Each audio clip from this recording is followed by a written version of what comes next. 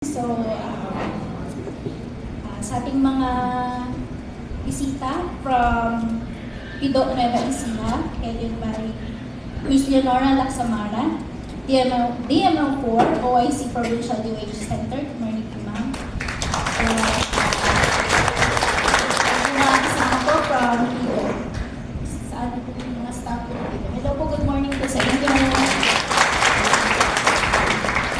From Talavera General Hospital, Mr. Erickson So and Mr. Roy Claudio, Administrative Officer po. Good morning po. From Premier Medical Hospital, Ms. Gertrudes Abad, Head of Pharmacy, and Mr. Bernal Leon, Human Resource Officer. Hello, good morning po. From Dr. PJG MRNC, Dr. Genesis Cruz,